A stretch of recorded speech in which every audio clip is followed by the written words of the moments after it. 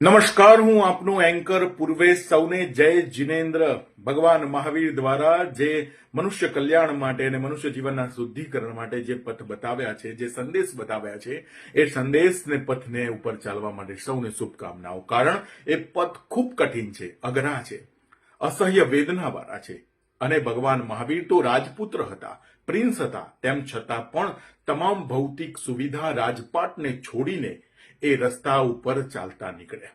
મિત્રો, 30 વર્ષની નાની ઉંમરે તો ભૌતિક સુવિધા, રાજપાટ અને પ્રિન્સ હોવા છતાં પણ પોતાની ગાદી છોડીને પોતાના જીવનનું રહસ્ય, જીવન કલ્યાણ માટે અને ધર્મની ઊંડાઈઓ જાણવા માટે ભૌતિક સુવિધા છોડીને ચાલતા રહ્યા.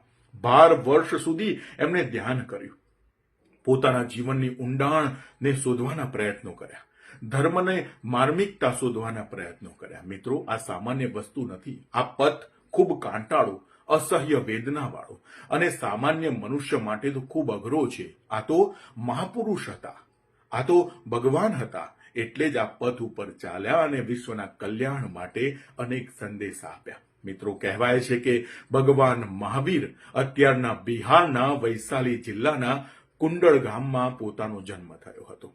12 વર્ષ સુધી ધ્યાન કર્યું. 30 વર્ષે તો એમણે ભૌતિક સુવિધા, રાજપાટ, પત્ની, બાળકોને ત્યજી દીધા અને ધર્મ કલ્યાણ માટે, મનુષ્ય કલ્યાણ માટે એ નીકળી પડ્યા.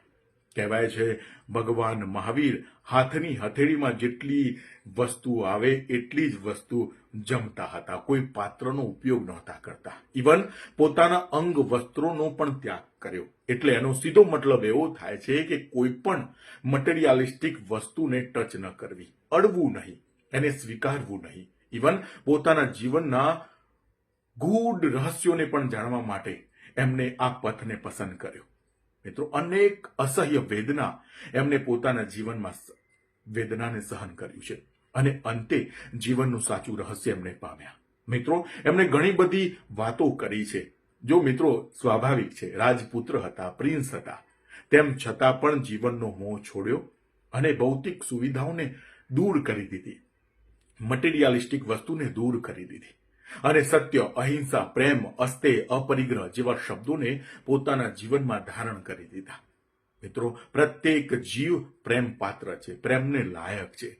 પ્રેમ સાથેના સંબંધો પ્રત્યેક સૃષ્ટિના જીવ સાથે બાંધવા જરૂરી છે. અપરિગ્રહ એટલે કોઈ પણ વસ્તુ, ચીજ વસ્તુનો પજેસ ન કરવો, સંગ્રહ ન કરવો, જરૂરિયાત મુજબની વસ્તુને પોતાની પાસે રાખવી, બાકી બધી જ વસ્તુનો ત્યાગ કરવો, ટચ ન કરવો. આ બધી વાતો ભગવાન મહાવીરે મનુષ્યના કલ્યાણ માટે કહી છે. અને સલામ તો તમામ જૈનિઝમમાં માનનારા લોકોનું છે. કારણ કે ભગવાન મહાવીરે જે પથ બતાવ્યો છે એ પથ ઉપર એક સેકન્ડ પણ લગાવતા નથી અને ચાલવા માટે તૈયાર થઈ જાય છે. કરોડો રૂપિયાની સંપત્તિ હોવા છતાં પણ ભગવાન મહાવીરના પથ ઉપર ચાલવા માટે જૈન ધર્મના અનુયાયીઓ તૈયાર થઈ જાય છે. પોતાનું જીવન ભૌતિક સુવિધાઓને છોડીને એ પથ ઉપર ચાલવા માટે તૈયાર થઈ જાય છે. સલામ છે આ બધાને, અને જે જૈનિઝમમાં માને છે બધાને સલામ છે. કારણ કે આ પથ કઠિન છે, વેદનાવાળો છે, કાંટાળો છે. તેમ છતાં પણ મહાવીર સ્વામી દ્વારા જે સંદેશ બતાવ્યા છે એ સંદેશ ઉપર ચાલનાઓની સંખ્યા ખૂબ બધી છે. સૌપ્રથમ સૌને જય જિનેન્દ્ર. મિત્રો, સત્ય છે, કડવું છે. કદાચ આપણી ભૌતિક સુવિધા, આપણા પાસે 10 રૂપિયાની નોટ, 100 રૂપિયાની નોટ કે 500 રૂપિયાની નોટ હોય, આપણે એને છોડી શકતા નથી. તો આ તો રાજપુત્ર હતા, પ્રિન્સ હતા. ક્ષણવારમાં જ એમણે તમામ સુવિધાઓ, તમામ સંબંધોને છોડીને પોતાના જીવનનું રહસ્ય અને ધર્મની ઊંડાણ પૂર્વકની સમજ મેળવવા માટે બધાને ત્યજીને ચાલતા રહ્યા. હજારો વર્ષો પછી પણ ભગવાન મહાવીર સ્વામીના મુખમાંથી નીકળેલા શબ્દો આપણને બાય હાર્ટ ટચ કરે છે. મિત્રો, સૌને જય જિનેન્દ્ર. મહાવીર સ્વામી જયંતીની અનેક શુભકામનાઓ. તમારામાં અને મારામાં મહાવીર સ્વામિત્વ આપણામાં બિરાજમાન થાય. એમના કદાચ 1% પણ સંદેશ આપણા જીવનમાં ઉતરે તો આપણા સૌનું જીવન કલ્યાણ થાય. સૌને ધન્યવાદ.